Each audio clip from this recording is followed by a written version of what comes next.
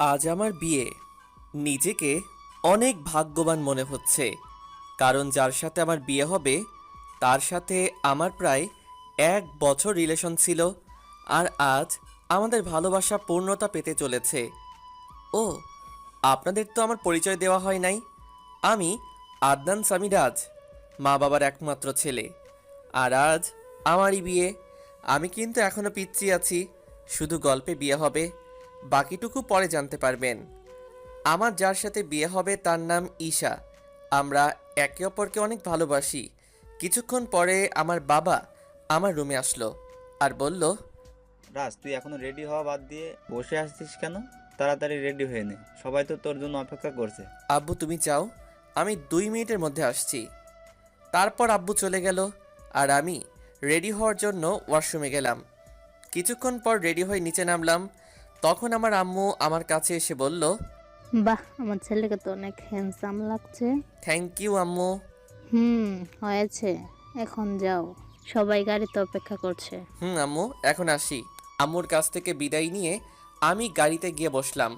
আর তখন আমার বন্ধুরা আমাকে নানানভাবে জ্বালাতে লাগলো। কিছুক্ষণ পরে আমি আবার শ্বশুরবাড়ি এসে পৌঁছালাম। শ্বশুরবাড়ির সবাই আমাকে অনেক আদরেই বরণ করে নিল। আমিও আমার বন্ধুরা সবাই বসে আছি। তখন আমার আব্বু আমার কাছে এসে বলল, রাজ, একটু এই দিকে আয় তো, তোর সাথে আমার কিছু কথা। জি আব্বু বলো। ঈশা অন্য ছেলের সাথে পালিয়েছে। এই কথা শোনার পর মনে হলো যেন কেউ সজোরে আমার বুকে আঘাত করলো। তাও আমি নিজেকে সামনে নিয়ে বললাম, কি বলছো এগুলা? ঈশা আমার সাথে এমন করতে পারে না। আমারও প্রথমে তাই মনে হয়েছিল, তারপর এটা দেখার পরে বিশ্বাস করতে বাধ্য হলাম। আমি বাবার হাত থেকে চিঠিটা নিয়ে পড়তে শুরু করলাম। সেখানে লেখা ছিল, প্রিয় রাজ, পারলে আমায় ক্ষমা করে দিও। তোমার সাথে রিলেশন চলাকালীন আমি আরেকজনকে ভালোবেসে ফেলি, আর সে বাংলাদেশের সবচেয়ে বড় কোম্পানি এয়ার কোম্পানিতে ম্যানেজার। আর তুমি শুধু একজন সাধারণ কর্মচারী। তাই আমি অনেক ভেবেই সিদ্ধান্ত নিয়েছি যে আমি তোমার সাথে না, মেয়েদের সাথেই বিয়ে করব। তাই আমাকে মাফ করে দিও। ইতি ঈশা। আমি ঈশার চিঠিটা পড়ে হাসলাম আর ভাবতে থাকলাম যে মানুষ টাকার জন্য কত কিছুই না করতে পারে। ঠিক তখন ঈশার বাবা এসে আমার বাবাকে বলল, দেখুন, আমার মেয়ে যা করেছে তার জন্য আমরা অনেক লজ্জিত। তাই বলছিলাম, যদি আমার ছোট মেয়ে নিশিকে আপনার ছেলের সাথে যদি বিয়ে দিতেন। আমার ছেলেকে কি আপনার খেলনা মনে হয় যে যার ইচ্ছে তার সাথে ওর বিয়ে দিব? তখন আমি আমার বাবাকে বললাম যে আমি এই বিয়ে করতে রাজি, তাই যত তাড়াতাড়ি সম্ভব বিয়ের ব্যবস্থা করতে। এর কিছুক্ষণ পরেই আমাদের বিয়ে হয়ে যায় আর আমার নতুন বউ নিয়ে বাসায় চলে আসি। বাসায় আসার পর আমি সোজা ছাদে চলে যাই আর ভাবতে থাকি আমার জীবনটা কেমন করে হঠাৎ করে বদলে গেল। কি হওয়ার ছিল আর কি হলো। না, এরকম করে চলা যাবে না। কিছুক্ষণ পরে দেখি আমার বাবা আমার পাশে দাঁড়িয়ে আছে আর আমাকে উদ্দেশ্য করে বলল, দেখ রাজ, যা হওয়ার তা তো হয়েই গেছে, এখন আর কিছু করার নাই। তাই বলছিলাম তুই এখন ঘরে যা। আব্বু যাব। তার আগে তোমার সাথে আমার কিছু কথা আছে। এতে অনুমতি নেওয়ার কি আছে? যা বলতে চাস বল। আব্বু, আমি সব কিছুর দায়িত্ব বুঝে নিতে চাই। তুমি সব কিছুর ব্যবস্থা করো, আমি 2 দিন পরে সব কিছু শুরু করব। ও, এই কথা। তুই কিছু চিন্তা করিস না, আমি সব কিছুর ব্যবস্থা করছি। এখন তুই রুমে যা, বৌমা সেই অনেকক্ষণ ধরে অপেক্ষা করছে। তারপর আমি আমার রুমের দিকে এগুতে থাকি আর রুমের দরজার কাছে দাঁড়িয়ে ভাবতে থাকি ঢুকবো কি ঢুকবো না। তারপর কিছু না ভেবে ঢুকে পড়ি। আর ঢোকা মাত্র আমার শালিকা, মানে আমার নতুন বউ, আমায় সালাম করে। তখন আমি তাকে বলি, দেখো নিশি, তুমি তো জানো আমাদের বিয়েটা কিভাবে হয়েছে। তাই আমি চাই আগে আমরা একে অপরকে ভালোভাবে জানবো, তারপর নতুন জীবন শুরু করব। উত্তরে নিশি শুধু মাথা নড়ালো। তাই বেশি কিছু না বলে নিশিকে বিছানায় আর আমি সোফায় শুয়ে পড়ি আর হারিয়ে যাই ঘুমের রাজ্যে। সকালে একটা মিষ্টি কণ্ঠে ঘুম ভাঙে। তখন আমি চোখ মেলে দেখি নিশি আমায় ডাকছে।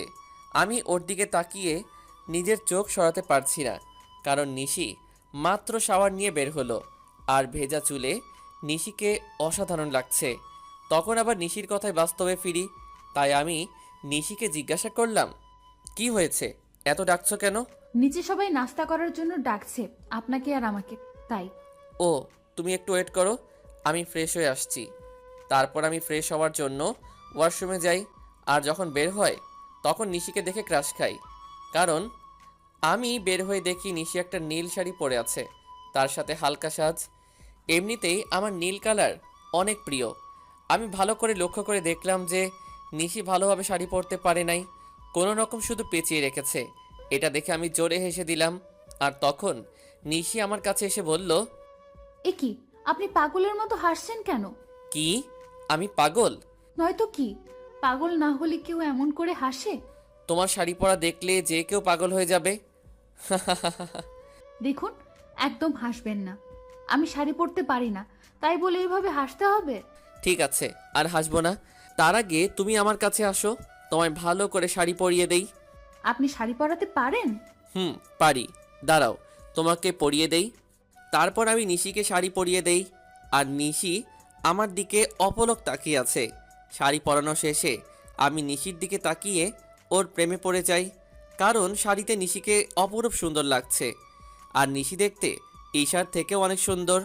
আমি ওর দিকে তাকিয়ে আছি, এমন সময় নিশি আমাকে বলে, বাহ, আপনি তো দেখছি অনেক ভালো শাড়ি পরাতে পারেন।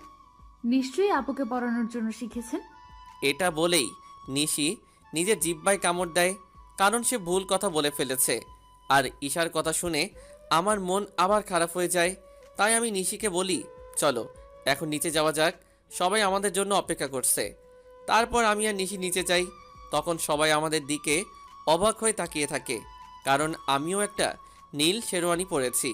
তারপর আমি আর নিশি খাওয়ার টেবিলে পাশাপাশি বসি। আর খাওয়ার এক পর্যায়ে আমি আব্বুকে বলি, আব্বু, আমি ইয়ামিনের সাথে সব কথা বলে নিয়েছি, আর কাল সকালে আমি আর নিশি কয়েকদিনের জন্য ঢাকায় যাব। বুঝেছি। আর আমিও সব কথা বলে রেখেছি, কালকে সকালে তোদের ঢাকার ফ্লাইট। আমি যা যা বলেছিলাম সব কিছুর অ্যারেঞ্জমেন্ট কি হয়ে গেছে আব্বু? না, সব হয় নাই, তবে আজকের মধ্যে হয়ে যাবে। তারপর আরও কিছু কথা বলে আমি আর নিশি রুমে আসলাম। তখন নিশি আমায় জিজ্ঞাসা করলো যে আমরা কেন ঢাকায় যাব। তাই আমি তাকে বললাম যে এটা আমার তরফ থেকে নিশির জন্য সারপ্রাইজ। আর আমি নিশিকে ব্যাগ গুছিয়ে রাখতে বলি। নিশি আমার কথা মতো নিজের ব্যাগ গুছিয়ে রাখে। অন্যদিকে ঈশা আর মেহেদিও বিয়ে করেছে, আর তারা দুজনই অনেক খুশি। আর তখন মেহেদির ফোনে একটা কল আসে। হ্যালো, কি বলছেন? ও স্যার, আপনি কিছু দরকার আছে নাকি? ওকে স্যার, আমি সব ব্যবস্থা করে দিব। এখন রাখি। কে ফোন করেছিল? আমাদের নিউ সিও ফোন করেছিল আর বলল যে কাল তিনি ও তার ওয়াইফ আসবে ঢাকায়, তাই একটা গ্র্যান্ড পার্টির অ্যারেঞ্জমেন্ট করা হয়েছে। আর সেখানে আমাকে আমার বউকে নিয়ে উপস্থিত থাকতে হবে। ও, চলো এখন ঘুমাতে যাই, কাল আবার অনেক কাজ আছে। তার পরের দিন মেহেদি আর ঈশা পার্টিতে যায়, আর তার পৌঁছানোর কিছুক্ষণ পরে হেলিকপ্টারে করে মেহেদির নিউ বস আসে, আর অফিসের সব স্টাফ তাকে স্বাগতম জানানোর জন্য যায়। আর যখনই নতুন বস ও তার ওয়াইফ হেলিকপ্টার থেকে নিচে নামে, তখন ঈশা প্রচণ্ড রকমের একটা শক খায়, কারণ মেহেদির কোম্পানির নতুন বস অন্য কেউ না, তার প্রাক্তন প্রেমিক রাজ এই কোম্পানির বস। আর তার ওয়াইফ হলো ঈশার আপন বোন নিশি। কিন্তু এটা কিভাবে সম্ভব? রাজ তো ঈশাকে বলেছিল যে সে একজন সাধারণ ঘরের ছেলে, কিন্তু সে এত বড় কোম্পানির মালিক হলো কিভাবে? তারপর আমি আর নিশি হেলিকপ্টার থেকে নেমে আসি, আর দেখি যে ঈশা আমাদের দিকে অবাক চোখে তাকিয়ে আছে। সে হয়তো ভাবছে আমি এখানে কেমন করে আসলাম, আর মালিকই বা কেমন করে হলাম। কারণ আমি ঈশাকে বলেছিলাম যে আমি একটা কোম্পানির সাধারণ একজন কর্মচারী। হেলিকপ্টার থেকে নামার পরে সবাই আমাকে আর নিশিকে নিয়ে ব্যস্ত হয়ে পড়ে। তখন ঈশা আর ওর হাজবেন্ড মেহেদি আমাদের কাছে আসে আর আমাদের স্বাগতম জানায়। তখন ঈশা আমাকে বলে, রাজ, তুমি এখানে কি করো? আর তুমি এয়ার কোম্পানির সিও হলে কিভাবে? কেন মিস ঈশা, অবাক হচ্ছেন নাকি? এখানে তো অবাক হওয়ার কিছুই নেই, কারণ আমি আপনাকে একবার বলেছিলাম বিয়ের পরে আপনার জন্য একটা বড় সারপ্রাইজ অপেক্ষা করছে। কিন্তু আপনি কি করলেন? আমি ঈশার সাথে কথা বলছিলাম, তখন মেহেদি এসে আমাকে বলল, স্যার, এ হলো ঈশা, আমার ওয়াইফ। 2 দিন হলো আমাদের বিয়ে হয়েছে। Nice to meet you miss Isha. Thank you sir. তা মেহেদি সাহেব, আমি যা যা বলেছিলাম সব কিছুর অ্যারেঞ্জমেন্ট কি হয়েছে? জি স্যার, সব কিছুর অ্যারেঞ্জমেন্ট করা হয়েছে। আপনি কি আগে একটু রেস্ট নেবেন? আমি আর নিশি আগে একটু রেস্ট নিব, তারপরে পার্টিতে জয়েন করব। আর আপনাকে পরিচয় করিয়ে দেই, ইনি হলেন নিশি, আমার ওয়াইফ। হ্যালো ম্যাম, কেমন আছেন? জি, ভালো আছি। তখন আমি ঈশার দিকে লক্ষ্য করে দেখি সে আমার আর ঈশার দিকে অবাক চোখে তাকিয়ে আছে। তাই আমি মনে মনে বলি, এখনো তো কিছুই দেখোনি, দেখতে থাকো কি হয়। তখন মেহেদি আমাকে আর নিশিকে একটা রুমে নিয়ে যায় আর বলে এখানে কিছুক্ষণ রেস্ট নিতে। এই বলে মেহেদি সাহেব সেখান থেকে চলে যায়। তখন নিশি আমার কাছে এসে বলে, এগুলো কি হচ্ছে আমাকে কি প্লিজ বলবেন? মানে কিসের কথা বলছো তুমি? বুঝতে পারছেন না আমি কিসের কথা বলছি? কই না তো। বুঝতে পারছেন না নাকি বুঝতে চাইছেন না? আরে তুমি বোঝাই না বললে কেমন করে বুঝবো? এগুলো কি? আমি তো শুনেছিলাম আপনি একটা কোম্পানির একজন সাধারণ কর্মকর্তা। শুধু আমি না, আমার পুরো পরিবার জানতো যে আপনি একটি কোম্পানিতে কাজ করেন। তাহলে হুট করে এত বড় কোম্পানির সিইও কেমন করে হলেন? হুট করে আমি এই কোম্পানির সিইও হই নাই। এই কোম্পানির ওনার হলো আমার বাবা, বুঝেছো? আর সেই হিসেবে আমি এই কোম্পানির সিইও। আর কেন আমি আমার আসল পরিচয় গোপন করেছি সেটা না হয় তোমাকে পরে বলবো। সেটা না হয় বুঝলাম, কিন্তু আপনি কেন আপনার আসল পরিচয় গোপন করলেন সেটা আগে বলুন। বললাম তো আমি তোমাকে সব বলবো, তার আগে তুমি কান্না বন্ধ করো। নিশিকে নিজের বুকের মাঝে জড়িয়ে নিয়ে, কেন জানি নিশির কান্নাটা আমার সহ্য হলো না। তারপর নিশিও আমায় জড়িয়ে ধরে কান্না করতে থাকলো। এভাবে কিছুক্ষণ নিশি কান্না করলো। তারপর যখন সে বুঝতে পারলো যে সে আমায় জড়িয়ে ধরে আছে, তখন হঠাৎ করে আমায় ছেড়ে দিয়ে বলল, আমি সরি, আসলে আমি বুঝতে পারি নাই, তাই এমনটা করেছি। আসলে আমি একটু ইমোশনাল হয়ে পড়েছিলাম তো তাই। ইটস ওকে নিশি, তুমি গিয়ে ফ্রেশ হয়ে নাও, আমাদের আবার নিচে পার্টিতে যেতে হবে। তারপর নিশি ওয়াশরুমে ফ্রেশ হতে চলে যায়। কিছুক্ষণ পরে নিশি বাহির হয়। তখন আমি ফ্রেশ হওয়ার জন্য ওয়াশরুমে প্রবেশ করি। আর বের হওয়া মাত্র নিশিকে দেখে টাসকি খাই, কারণ নিশিকে নীল শাড়িতে একদম অপসরীর মতো লাগছে, সাথে হালকা মেকআপ, যা দেখে যে কেউ নিশির প্রেমে পড়তে বাধ্য। আমাকে এভাবে তাকিয়ে থাকতে দেখে নিশি আমার চোখের সামনে তুড়ি বাজিয়ে জিজ্ঞাসা করে, এই যে মিস্টার, এইভাবে তাকিয়ে কি দেখছেন? একটা ডানাকাটা পড়ি। নিজের অজান্তেই বলে ফেলি। আর আমার কথায় নিশি বেশ লজ্জা পায়, যা ওর চেহারা দেখে বোঝা যাচ্ছে, কারণ নিশির চেহারা একদম লজ্জায় লাল হয়ে গেছে। তখন আমি বলি, থাক আর লজ্জা পেতে হবে না, এখন তাড়াতাড়ি রেডি হয়ে নাও তো। তখন নিশি আবার রেডি হতে থাকে।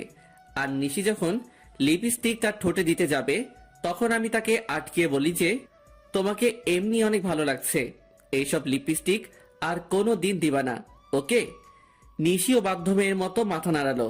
কিছুক্ষণ পরে নিশি আমাকে জিজ্ঞাসা করে যে তাকে কেমন লাগছে। আর আমি তো নিশিকে দেখে ওর প্রায় প্রেমেই পড়ে যাই, কারণ নিশিকে হালকা সাজে একদম পরীর মতো লাগছে। তাই আমি ওর কাছে গিয়ে বলি, সবই ঠিক আছে, শুধু একটা জিনিস ছাড়া। ও, আরে শুনবে তো কি জিনিস? না বললে শুনবো কেমন করে?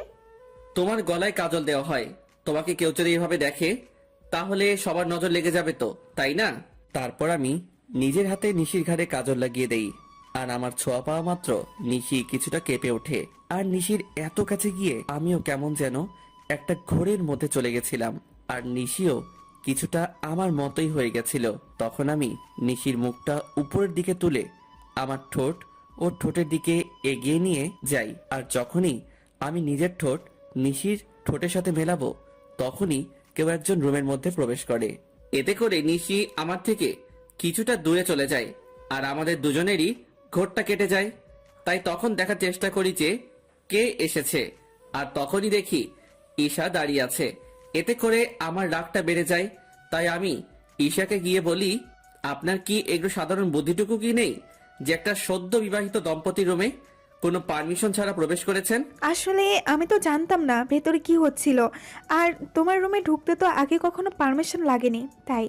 ও প্লিজ, আগে কি হয়েছে না হয়েছে I just don't care, but now I am married, so next time knock করে রুমে ঢুকবেন, আন্ডারস্ট্যান্ড?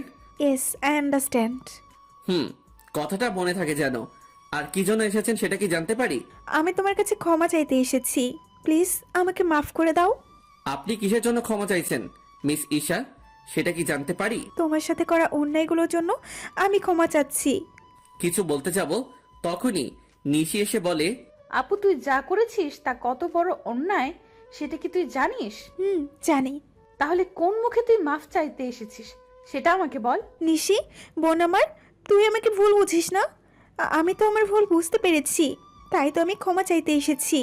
আপনি কোনো অন্যায় করেন নাই মিস ঈশা। অন্যায় তো করেছি আমি। আপনার মতো একজন প্রতারককে ভালোবেসেছিলাম। এটার চেয়ে বড় অন্যায় আর কি হতে পারে সেটা বলুন তো। আমি আরো কিছু বলতে যাব, তার আগে আমার ফোনে একটা কল আসে। আমি কলটা রিসিভ করেই নিশিকে বলি যে তাড়াতাড়ি রেডি হয়ে নিতে। আর ফোনটা করেছিল মেহেদি, মানে ঈশার হাজবেন্ড। তারপর আমি ঈশাকে আমার রুম থেকে চলে যাওয়ার জন্য বলি। কিছুক্ষণ পর নিশি বের হয়ে আসে, আর আমি তো নিশিকে দেখে রীতিমতো টাস্কি খেয়ে যাই।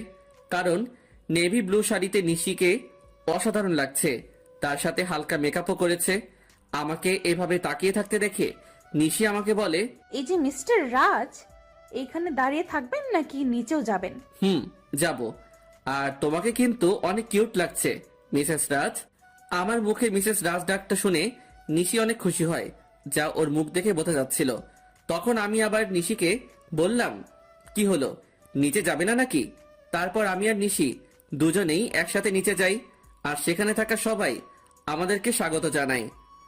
তারপর আমি নিশিকে একে একে সবার সাথে পরিচয় করিয়ে দেই, আর সবাই নিশিকে অনেক পছন্দ করে আর অনেক তারিফও করে।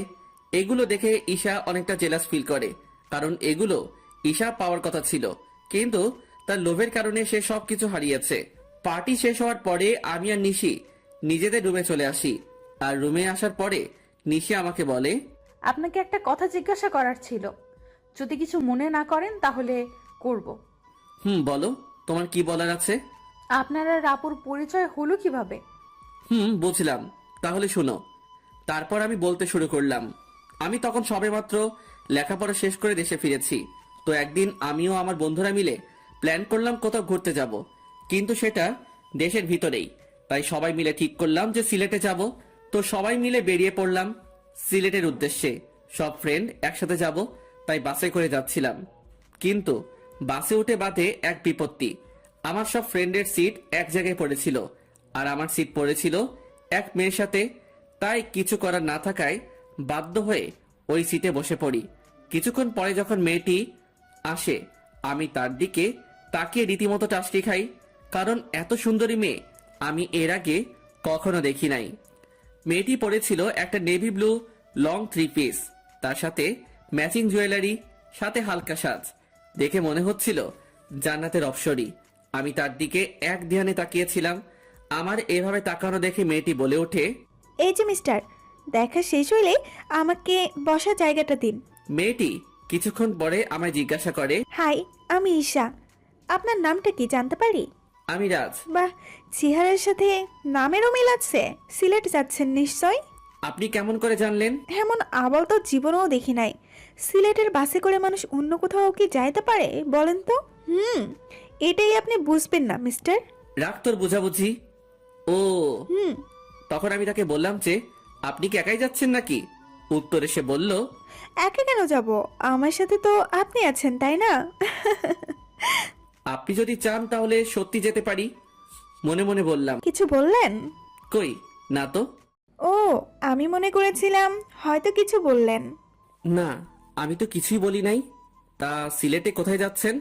এই তো ফ্রেন্ডসদের সাথে ঘুরতে যাইতেছি। আর আপনি? আমিও তো ফ্রেন্ডের সাথে যাচ্ছি। আপনি কি স্টুডেন্ট নাকি জব টপ করেন? আমি হলাম, আপনি হলেন কি? না, আসল পরিচয়টা দেওয়া যাবে না। আমি একটা সফটওয়্যার কোম্পানিতে জব করি। মিথ্যা পরিচয় দিলাম। ও, তারপর ঈশার সাথে আরো অনেক কথা হলো। তখন জানতে পারলাম সে অনার্স 2য় বর্ষের ছাত্রী। এইভাবেই আমাদের পরিচয় হয়। তারপর পরিচয় থেকে ভালোবাসা। আমি আর ঈশা অনেক ভালো ফ্রেন্ড হয়ে গেছিলাম। আমরা সিলেট থেকে ফিরে এসেও একে অপরের সাথে যোগাযোগ করতাম। একদিন আমি ঈশাকে প্রপোজ করি, আর ঈশাও সেটা অ্যাকসেপ্ট করে। কিন্তু রিলেশনে থাকা অবস্থায়ও আমি আমার আসল পরিচয়টা ঈশাকে জানাইনি।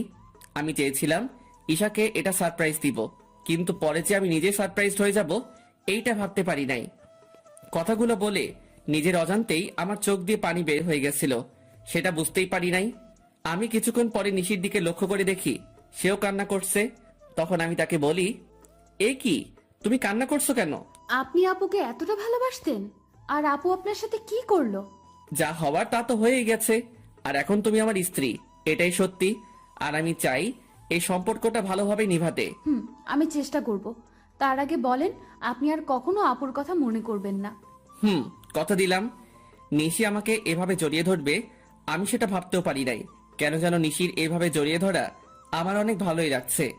এই যে মিস, এবার কি আমাকে ছাড়বেন? কথাটি বলা মাত্র নিশি আমাকে ছেড়ে দিল, আর নিশির মুখ একদম লজ্জায় লাল হয়ে আছে। তখন আমি নিশিকে আমার কোলের উপর বসিয়ে ওর চুলে বিলি কেটে দিতে দিতে বললাম, আমাকে ছেড়ে কখনো যাবে না তো? না, কখনোই না। তারপর আমি নিশির কপালে আলতো করে একটা চুমু খেলাম, আর আমার ঠোঁটের ছোঁয়া পাওয়া মাত্র নিশি কেঁপে উঠল। এখন যাও, ফ্রেশ হয়ে আসো। আজ এমনিতেও অনেক ধকল গেছে, আগামীকাল থেকে আমরা নতুন জীবন শুরু করব। আমার কথায় হয়তো কিছুটা লজ্জা পেয়েছে।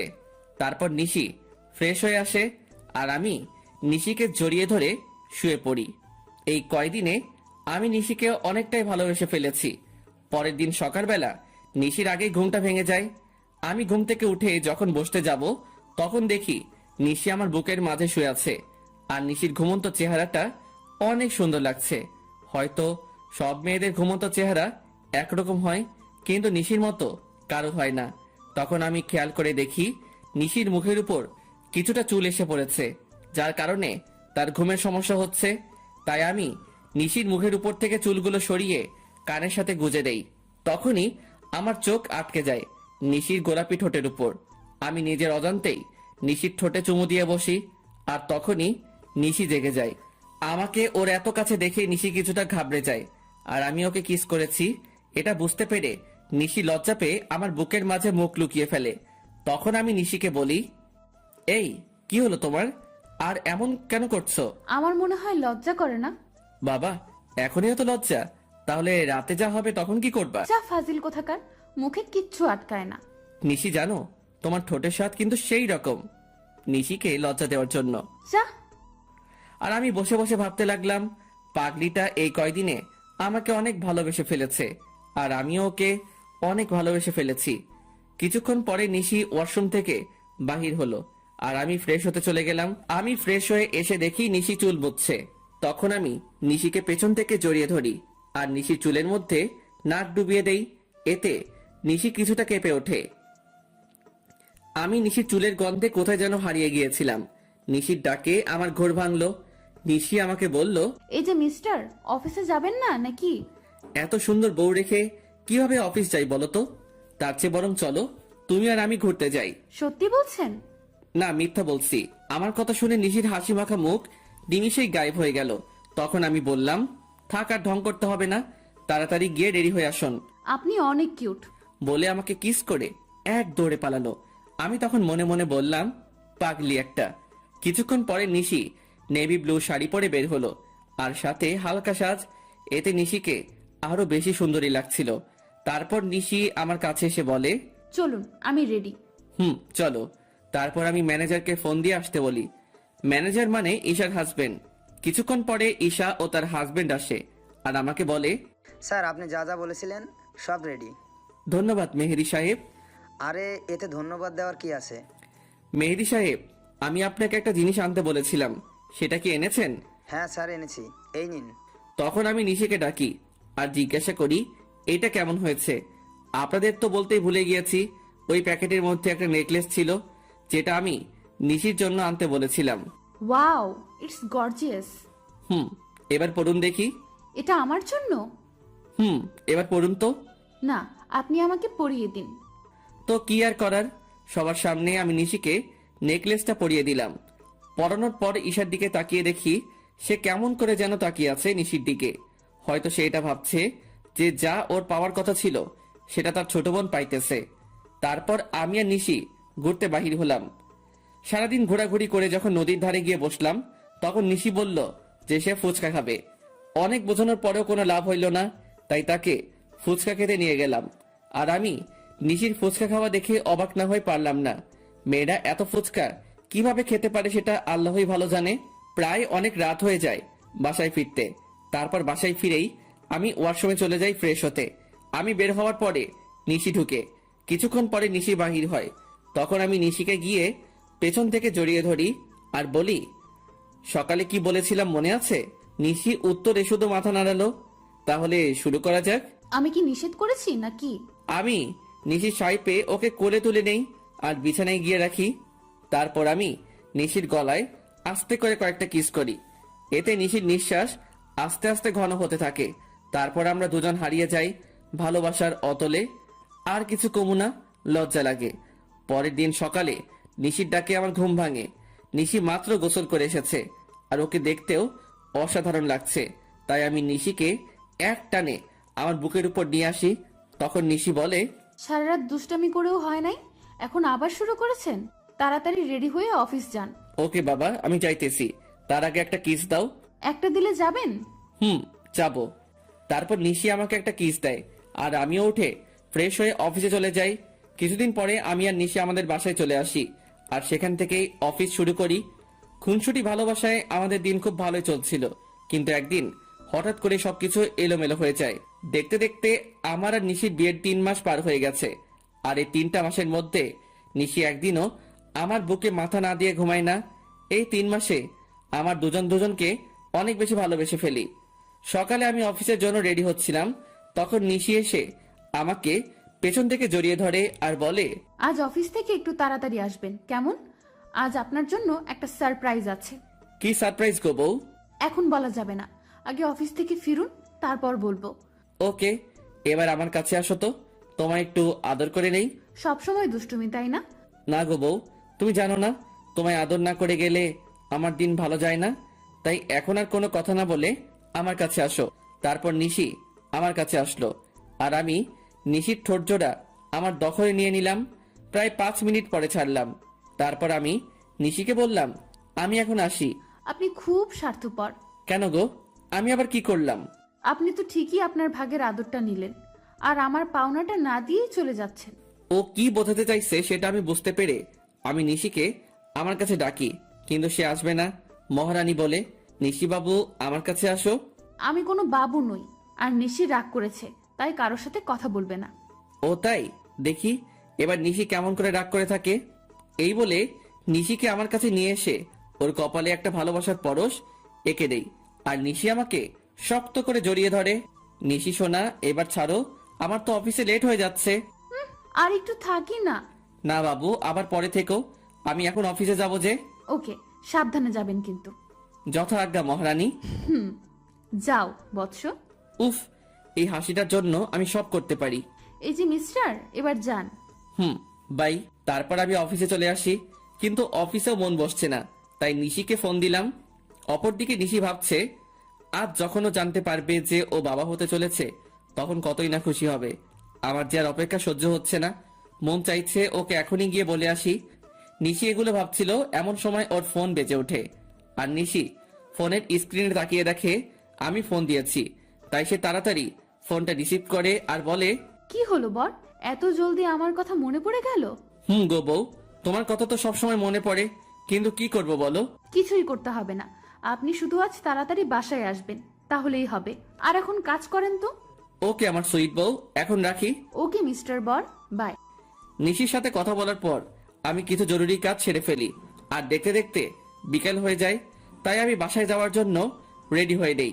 আর তখনই অফিসের পিয়ন এসে আমাকে একটা পার্সেল দিয়ে যায় আর ওই পার্সেলটি খোলার পর আমার পায়ের তল থেকে মাটি সরে যায়। পার্সেলটিতে অনেকগুলো ছবি ছিল আর সবগুলো ছবি নিশি আর একটা ছেলের। ছবিতে নিশি ছেলেটার সাথে অনেক ঘনিষ্ঠ অবস্থায় আছে, যা দেখার পরে আমার চোখ দিয়ে অবাধ ধারায় পানি পড়ছে। শেষে কিনা নিশিও আমায় ধোকা দিল। আমি আর কিছু ভাবতে পারছিলাম না। তখনই নিশির ফোন আসে আর ও বলে, অনিচ্ছা থাকা সত্ত্বেও আমি ফোনটা রিসিভ করি। আর তখনই নিশি বলতে শুরু করলো, আপনি কখন বাসায় আসবেন? আজকে আপনার তাড়াতাড়ি আসার কথা, তাহলে এত লেট করছেন কেন? এখন আমি অনেক ব্যস্ত আছি, তাই আসতে লেট হবে। কিন্তু আপনি তো আমায় প্রমিস করেছিলেন যে আজ তাড়াতাড়ি বাসায় ফিরবেন। তুমি এত বেশি কথা বলছো কেন? বললাম না আমি ব্যস্ত আছি, তারপরেও একই কথা বারবার বলে যাচ্ছ। অনেক রেগে আর জোরে কথাটা বললাম। এতে নিশি অনেকটাই ভয় পায়। অপর পাশ থেকে ফুপিয়ে ফুপিয়ে কান্নার আওয়াজ আসছে। অন্য সময় হলে হয়তো আমি ওকে সান্ত্বনা দিতাম, কিন্তু এখন ওর কথা ভাবতেও আমার অসহ্য লাগছে। আচ্ছা ঠিক, কিন্তু আরও কিছু বলতে যাবে তার আগে আমি ফোনটা কেটে দেই। ফোন রেখে আমি চেয়ারে বসে পড়ি, আর তখনই আমার চোখ যায় ছবিগুলোর দিকে। কারণ ছবির অপর পাশে একটা নম্বর লেখা ছিল, তাই আমি ওই নম্বরে ফোন দেই। আর ফোনটা রিসিভ করে একজন ছেলে, সে ফোনটি ধরে বলতে শুরু করে, আরে মিস্টার রাজ, এত তাড়াতাড়ি ফোন করলেন যে? কে আপনি, আর আমাকে কেমন করে চিনলেন? আমি কে সেটা না হয় দেখা করেই আপনাকে বলবো। আমি কোনো অচেনা লোকের সাথে দেখা করি না। আমি সেটা জানি মিস্টার রাজ, তাই তো বলছিলাম যদি ছবিগুলোর ব্যাপারে জানতে চান তাহলে আমার সাথে দেখা করুন। আমি কি করব বুঝতে পারছি না। আমাকে তো জানতেই হবে এই ছবি ছেলেটাকে, আর নিশির সাথেই বা তার কি সম্পর্ক। তাই আমি সেই লোকটির সাথে দেখা করার জন্য রাজি হয়ে যাই, আর সেই লোকটি আমাকে একটা ঠিকানা দেয়। তাই আমি দেরি না করে বেরিয়ে পড়ি, আর কিছুক্ষণের মধ্যে সেখানে পৌঁছে যাই। সেখানে পৌঁছানো মাত্র আমি লোকটিকে ফোন দেই, কিন্তু লোকটি ফোন ধরছে না। আমি বেশ কয়েকবার ফোন দেই, কিন্তু প্রতিবারই ব্যর্থ হই। আমি প্রায় ঘন্টাখানিক ধরে অপেক্ষা করছিলাম। তখন কেউ একজন বলে উঠল, অপেক্ষা করার জন্য ধন্যবাদ। আমি পিছনে তাকিয়ে দেখি লোকটি আর কেউ নয়, নিশির সাথে যার ছবি রেখেছিলাম এটি সেই লোক। তবুও আমি মাথা ঠান্ডা রাখার চেষ্টা করে বলি, আমাকে এখানে ডাকার কারণ কি, আর আপনিই বা কে? আমি সাজিদ রহমান। আমি আর নিশি একে অপরকে অনেক ভালোবাসি, সেটা বলার জন্যই আপনাকে ডেকেছি। লোকটির কথা শুনে আমার মাথা গরম হয়ে গেল, তাই আমি রাগের মাথায় লোকটিকে মারতে শুরু করলাম। এমন সময় আমি একাই থেমে যাই, আর তাকে বলি, আপনি যেটা বলছেন সেটা সত্যি, এটা আমি কিভাবে বিলিভ করব? সেজন্যই তো আমি আপনাকে ছবিগুলো পাঠিয়েছি, আর এখন বিলিভ করা আর না করা সেটা আপনার ব্যাপার। আমি কি বলবো কিছু ভেবে পাচ্ছিলাম না, কারণ ছবিতে নিশি আর সাজিদকেই দেখা যাচ্ছে। তাই আর কথা না বাড়িয়ে লোকটিকে বললাম, নিশি যদি আপনাকে ভালোবাসে তাহলে সে আপনাকে কেন বিয়ে করলো? বিয়েটা কিভাবে হয়েছে সেটা আপনি নিশ্চয় জানেন রাজ। তাহলে নিশি কেন 3 মাস আমার সাথে থাকলো? সেটার কারণ আছে, আর কারণটা হলো আপনার সম্পত্তি। আর আপনারা যেদিন ঢাকায় যান সেদিন আমার আর নিশির পালানোর কথা ছিল, কিন্তু যখন আমরা জানতে পারলাম যে আপনি একজন স্বনামধন্য ব্যবসায়ী, তখন আমি আর নিশি আপনার সম্পত্তি হাতিয়ে নেওয়ার প্ল্যান বানাই। লোকটির কথা শুনে আমার কষ্টের মাত্রাটা আরো বেড়ে গেল। কারণ প্রথমে টাকার জন্য ঈশা আমার সাথে বেইমানি করলো, আর এখন আমি যাকে সবচেয়ে বেশি ভালোবাসি সেও আমার সাথে। না, আর কিছু ভাবতে পারছি না। তাই আমি হোটেল থেকে বের হয়ে আসি, আর আমার উকিলকে ফোন দিয়ে ডিভোর্স পেপারটা তৈরি করতে বলি। তাও মাত্র 1 ঘন্টার মধ্যে। উকিলের কাছ থেকে ফিরতে ফিরতে প্রায় রাত 1টা বেজে যায়। তাই আমি বাসার কাউকে বিরক্ত না করে আমার কাছে যে চাবি ছিল সেটা দিয়ে দরজা খুলে ভিতরে যাই, আর ভিতরে গিয়ে দেখি নিশি বসে বসে ফুপিয়ে ফুপিয়ে কান্না করছে। যেখানে আমার কষ্ট হওয়ার কথা সেখানে আমার প্রচুর রাগ হচ্ছে। তখন আমি নিশির কাছে গিয়ে বলি, বাহ, অভিনয় তো খুব ভালোই করতে জানো দেখছি। আমার এরকম আচমকা কথা শুনে নিশি কিছুটা ভয় পেয়ে যায়। পরে সে নিজেকে সামনে নিয়ে বলে, মানে আপনি কি বলতে চাইছেন? আমি কি বলতে চাইছি সেটা বুঝতে পারছো না, নাকি বোঝার চেষ্টা করছো না? কি বলছেন এইসব? আমি তো কিছুই বুঝতে পারছি না। Enough is enough Nishi, and don't touch me. Please Raj, tell me what happened with you. Please tell me. আর কত অভিনয় করবে নিশি, আর কত? আমি অভিনয় করছি। হ্যাঁ, তুমি অভিনয় করছো, তার প্রমাণ এগুলো। নিশি ছবিগুলো দেখে আরো কান্না শুরু করে দিল, আর আমাকে এসে জড়িয়ে ধরলো। কিন্তু আমি এবার রাগটা কন্ট্রোল করতে না পেরে নিশিকে সজোরে একটা চড় মারি। এই প্রথম আমি ওর গায়ে হাত তুললাম, আর তোকে না বললাম তুই আমাকে ছবি না, তাও কেন আমাকে ছোঁয়ার চেষ্টা করছিস? আর এই নে, তুই যার জন্য এত অভিনয় করেছিস, আমার সমস্ত সম্পত্তি আমি তোর নামে লিখে দিয়েছি, আর আমাকেও মুক্তি দে।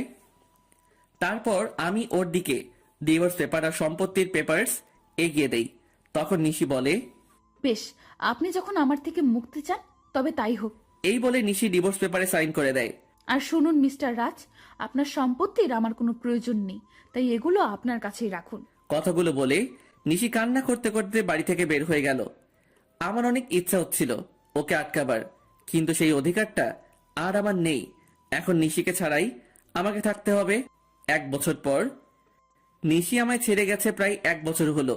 এই 1 বছরে এমন কোনো রাত নেই যে রাতে আমি নিশির জন্য চোখের জল ফেলি নাই। কিন্তু এই 1 বছরে আমি নিশির কোনো খোঁজ করি নাই, হয়তো রাগের বশে। এই 1 বছরে আমি কারোর সাথে ভালো করে কথা বলি নাই। সারাদিন অফিসের কাজে নিজেকে ব্যস্ত রেখেছি, আর রাতে নিশির সাথে কাটানো মুহূর্তগুলো ভেবে কষ্ট পেয়েছি। প্রতিদিন ওর মতো আজ সকালে অফিস যাচ্ছিলাম, তখন আম্মু এসে আমায় বলল, বাবা রাজ, আর কতদিন নিজেকে এভাবে কষ্ট দিবি বল?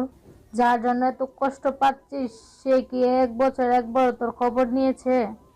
আহ আম্মু, এত ঘুরিয়ে পেঁচিয়ে কথা না বলে কি বলতে চাও সেটা বলো তো। বলছিলাম কি, তুই এবার একটা বিয়ে করে নে।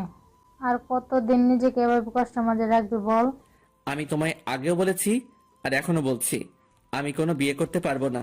তোকে আমার দিব্যি, তুই আর বিয়ে তো অমত করবি না। কিন্তু আম্মু। আর কোনো কিন্তু নয়। আচ্ছা ঠিক আছে, তুমি যখন বলছো তখন তাই হোক, কিন্তু আমাকে এসবের মধ্যে টানবে না, আর বিয়েটা যাতে একদম সাধারণভাবে হয়। আচ্ছা, তুই যা বলবি তাই হবে। আসলে আমি আম্মুর মুখের দিকে তাকিয়ে বিয়েতে রাজি হলাম, কারণ এই 1 বছর আম্মু অনেক কষ্ট পেয়েছে।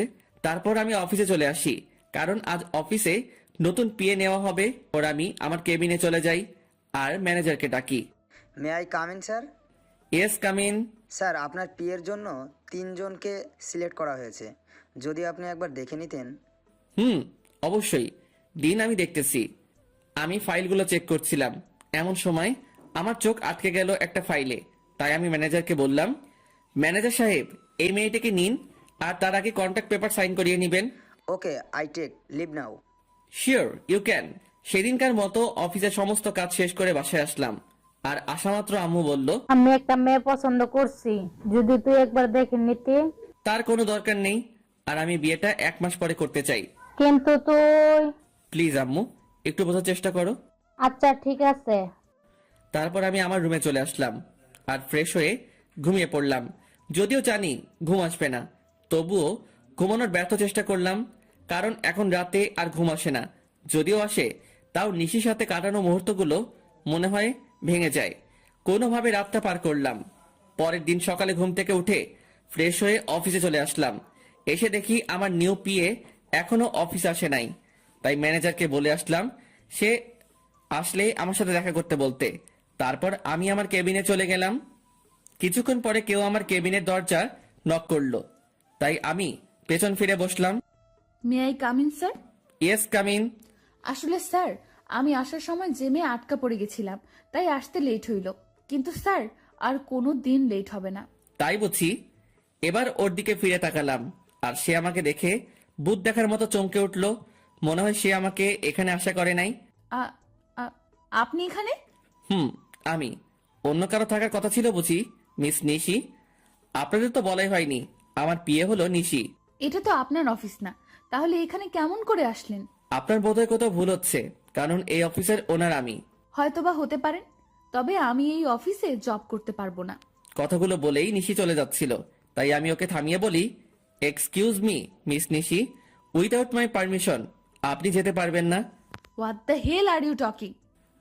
আমি ঠিক কথাই বলছি।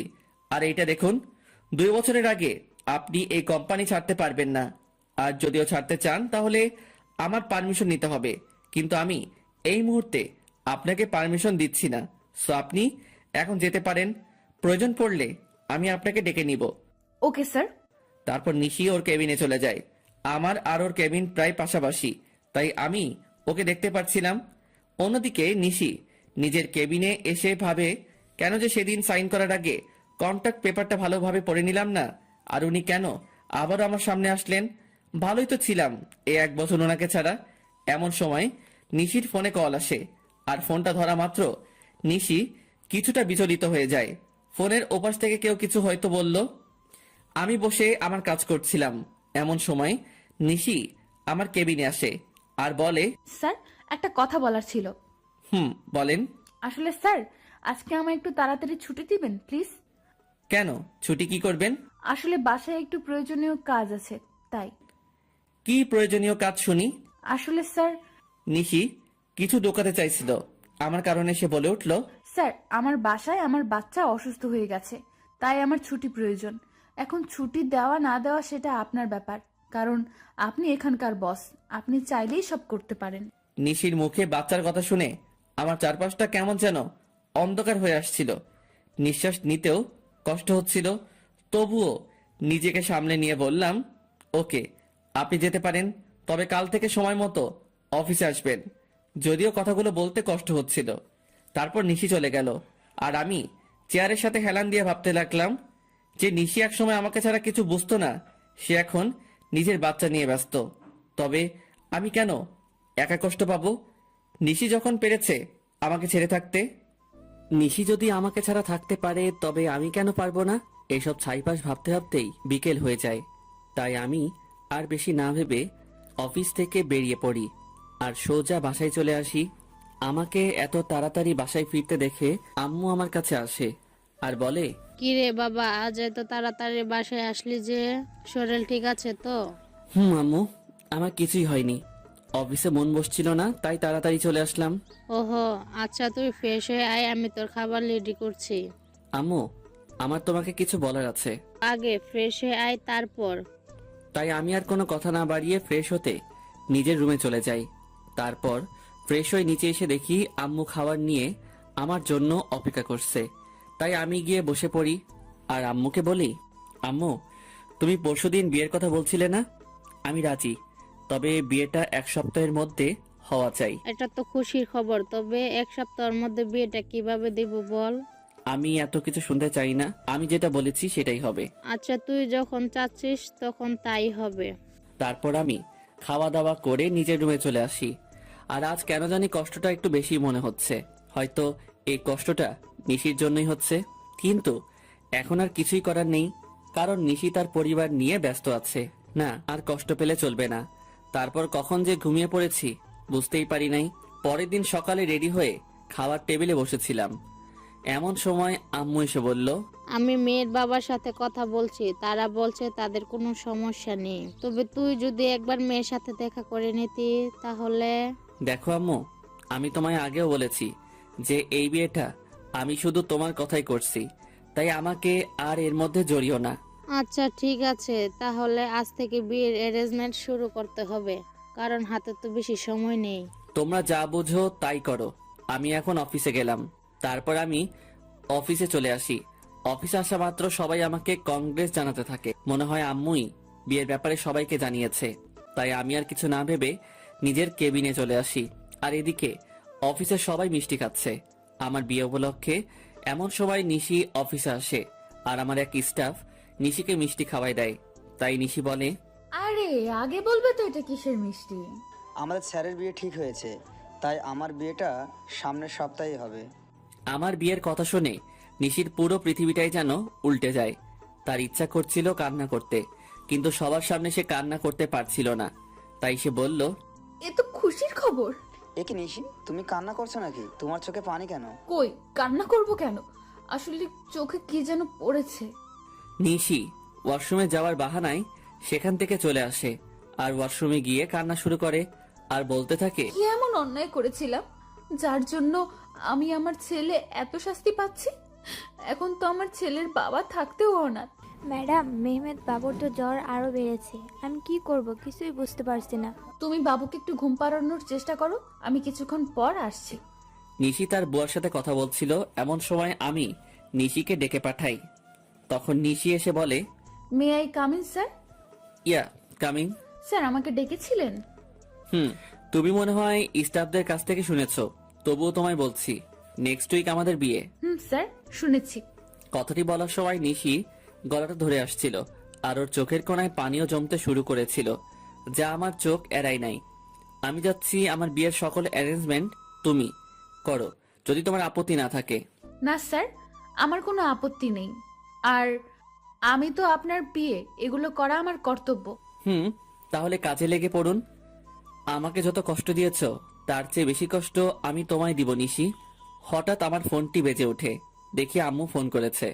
তারপর আমি ফোনটা রিসিভ করি আর আম্মুর সাথে কথা বলা শেষ করে নিশিকে বলি, মিস নিশি, আমার সাথে চলুন। কোথায় স্যার? এত প্রশ্ন না করে চলুন তো। তারপর আমি আর নিশি অফিস থেকে বেরিয়ে আমার গাড়িতে গিয়ে বসি। আর তখন দেখি নিশি পেছনের সিটে গিয়ে বসছে। তাই আমি তাকে বলি, আমাকে দেখে কি আপনার ড্রাইভার মনে হয় নাকি? তা কেন মনে হবে? তাহলে তুমি পিছনে কেন বসছো? তারপর নিশি সামনের সিটে এসে বসলো আর আমি গাড়ি ড্রাইভ করা শুরু করলাম। কিছুক্ষণ পরে গাড়ি একটা রেস্টুরেন্টের পাশে দাঁড় করালাম আর নিশিকে বললাম, চলো ভেতরে। আমরা এখানে কেন আসলাম? আমি ওর প্রশ্নের জবাব না দিয়ে ভেতরে ঢুকে গেলাম আর পেছন ফিরে দেখি নিশিও আসছে। আমি রেস্টুরেন্টে ঢোকার পরে একটা মেয়ে এসে আমাকে জড়িয়ে ধরে আর আমিও নিশিকে দেখিয়ে মেয়েটিকে জড়িয়ে ধরি। আর নিশির দিকে তাকিয়ে দেখি ও এখনই কান্না করে দিবে এমন অবস্থা। তারপর আমি বলি, নিশি, এ হলো মায়া, আমার বাগদত্তা। আর মায়া, এ হলো নিশি, আমার পিয়ে। আমার মুখে নিশি হয়তো পিয়ে শব্দটা আশা করেনি। আর মায়ার পরিচয় পাওয়ার পর নিশি এবার আর নিজের চোখের জল আটকে রাখতে পারে নাই, যার কারণে ওর চোখ থেকে অবাধ ধারায় জল পড়তে থাকে। আর আপনারা হয়তো ভাবছেন মায়া এখানে কেমন করে আসলো আর আমি বা ওকে কেমন করে চিনলাম। তাহলে শুনুন, আমি যখন অফিসে ছিলাম তখন আম্মু ফোন দেয় আর বলে মায়ার সাথে দেখা করার কথা।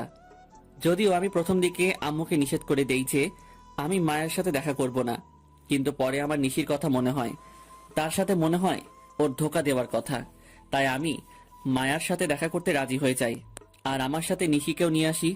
তো গল্পে ফেরা যাক। মায়ার পরিচয় দেওয়ার পর আমি নিশির দিকে তাকাই, তখন দেখি নিশির চোখ দিয়ে জল গড়িয়ে পড়ছে। কেন জানি নিশির চোখেতে জল আমার সহ্য হচ্ছিল না। তাই আমি ওকে বলি, নিশি, আর you okay? Yes sir, I am. তাহলে তোমার চোখে জল কেন? কই না তো, আসলে স্যার প্রচুর গরম পড়েছে তো, তাই এমন মনে হচ্ছে। স্যার আপনারা বসুন, আমি ওয়াশরুম থেকে ফ্রেশ হয়ে আসছি। তারপর নিশি ওয়াশরুমে চলে যায়। ওয়াশরুমে গিয়ে নিশি জোরে জোরে কান্না করতে থাকে, কিন্তু তার এই কান্না দেখার কোনো মানুষ সেখানে উপস্থিত ছিল না। তাই হয়তো সে কান্না করতে পারছিল। নিশি কান্না জড়িত কণ্ঠে বলছিল, হে আল্লাহ, আমার সাথে কেন এরকম হয়? ভালোই তো ছিলাম আমি ওকে ছাড়া, তবুও কেন ওকে আবার আমার জীবনে ফিরিয়ে আনলে? যখন আনলে তাহলে কেন অন্য কারো হয়ে যাচ্ছে? আমি আর আমার বাচ্চা তো ভালোই ছিলাম ওকে ছাড়া, তবুও কেন হচ্ছে এমনটা? আমার বাচ্চা কি কোনোদিনও তার বাবার পরিচয় আর আদর পাবে না? কিন্তু নিশি কোনোভাবেই নিজের কান্না থামাতে পারে না। কিন্তু সে তার বাচ্চার কথা ভেবে নিজেকে শক্ত করে আর বোঝায় তার বাবুর জন্য হলেও নিজেকে শক্ত রাখতে হবে। প্রায় আধা ঘন্টা পরে নিশি ওয়াশরুম থেকে বের হয় আর রাজ তার চেহারা দেখে রীতিমতো ভয় পেয়ে যায়, কারণ তার চোখগুলো লাল হয়ে আছে, তার সাথে ফুলেও আছে। তার মানে নিশি এতক্ষণ কান্না করছিল, কিন্তু নিশির কান্না করার তো কোনো কারণ এখানে নেই। তবু সে কেন কান্না করছিল আমি কিছুই বুঝতে পারছিলাম না। তখন নিশি আমাদের কাছে আসলো আর চেয়ারে বসে পড়ল। আর আমি রেস্টুরেন্টের একজন স্টাফকে ডেকে খাবার অর্ডার করলাম। কিছুক্ষণ পর খাবার আসলো। আমি নিশিকে দেখানোর জন্য মায়াকে নিজের সাথে খাইয়ে দিচ্ছিলাম।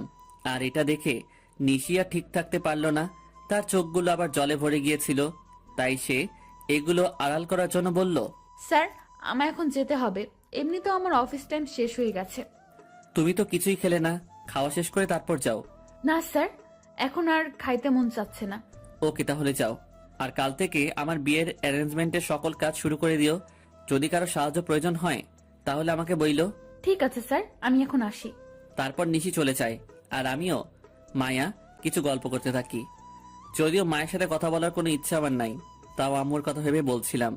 অন্যদিকে নিশি বাড়িতে গিয়ে নিজের ছেলেকে জড়িয়ে ধরে কান্না শুরু করে দেয় আর বলতে থাকে, তোর বাবা খুব পচা, আমাকে একটুও বিশ্বাস করে না, এমনকি তোকেও ভালোবাসে না। তাই তো আজ অন্য একটা মেয়েকে নিজের হাতে খাইয়ে দিচ্ছিল, কিন্তু একদিন আমাকে বলেছিল আমাকে ছাড়া আর কোনোদিন কোনো মেয়েকে টাচ করবে না।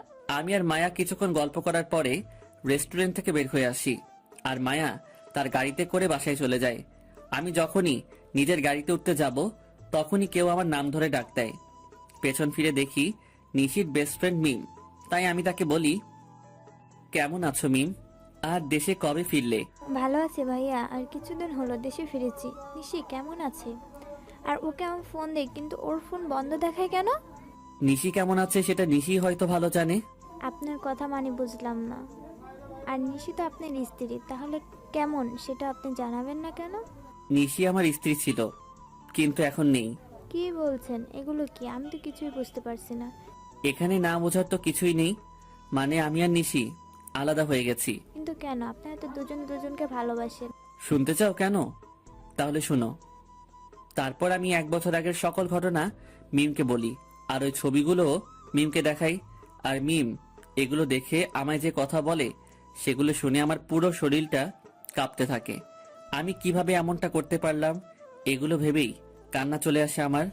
আর মিম আমায় যে কথাগুলি বলে তা হলো, আপনি কি জানেন ছেলেটা কে? ছেলেটার নাম সাজিদ, এবং নিশি আর সাজিদ একে অপরকে ভালোবাসে। না, আপনি যেটা জানেন সেটা সত্যি নয়। সত্যিটা আমি আপনাকে বলছি। তারপর মিম আমাকে সাজিদের ব্যাপারে সব কথাগুলো বলল, যা শোনার পর নিজেকে বড় অপরাধী মনে হচ্ছিল। মিম বলল যে আমি আর নিশি একই ভার্সিটিতে পড়তাম আর একই ডিপার্টমেন্টে, যার কারণে আমার আর ওর মধ্যে খুব ভালো বন্ধুত্ব হয়ে যায়। আমরা দুজন সব সময় একসাথে থাকতাম। একদিন আমি আর নিশি ভার্সিটি ক্যাম্পাসে বসেছিলাম, তখন একটা ছেলে এসে নিশিকে প্রপোজ করে, কিন্তু নিশি তাকে না বলে দেয়। আমি এর কারণ জানতে চাইলে নিশি জবাবে বলে যে তার ভালোবাসা শুধু তার বরের জন্য। তাই আমি নিশিকে আর কিছুই আজ করিনি। তারপর কি হলো? ওই ছেলেটির নামই ছিল সাজিদ, কিন্তু নিশি মানা করার পরেও সে নিশির পিছু ছাড়ে নাই। তাকে প্রতিদিন বিরক্ত করত, কিন্তু নিশি কিছুই বলতো না।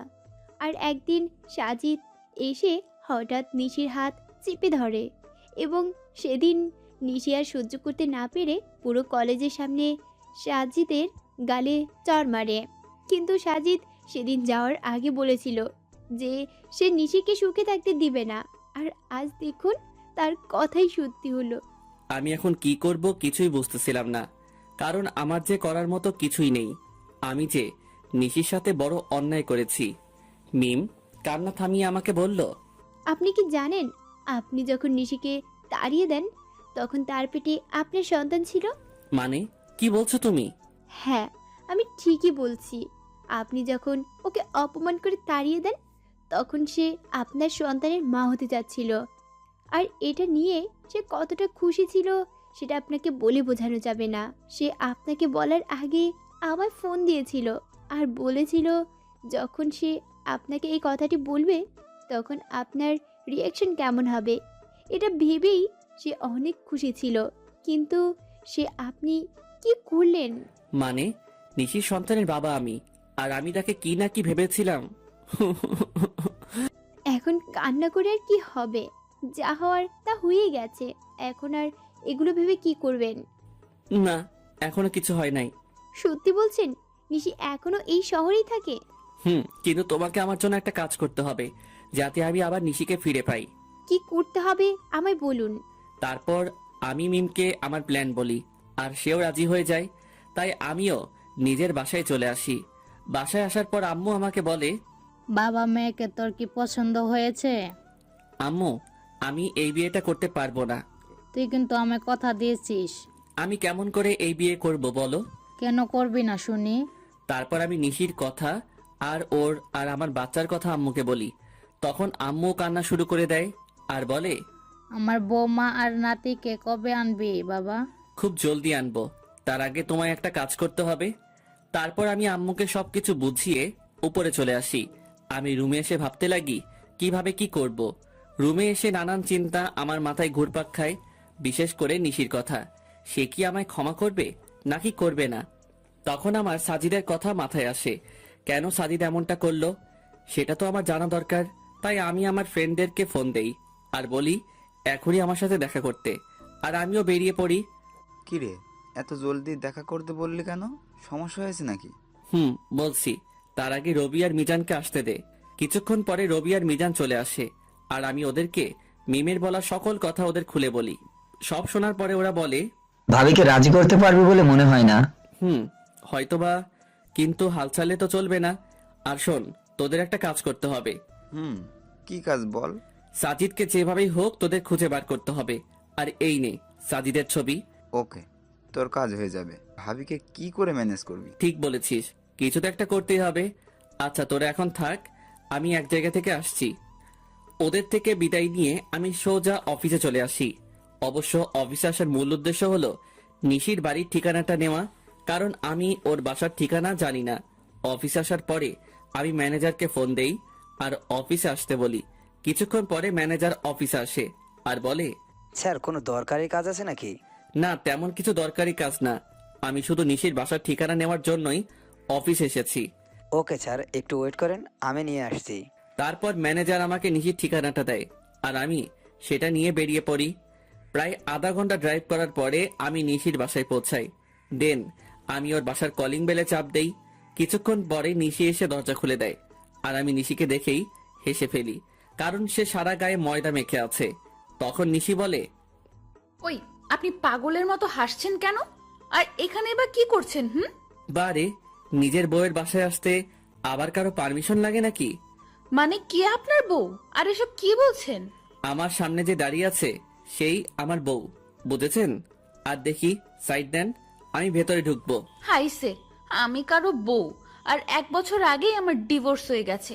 তো কি হয়েছে, আমি আবার বিয়ে করব।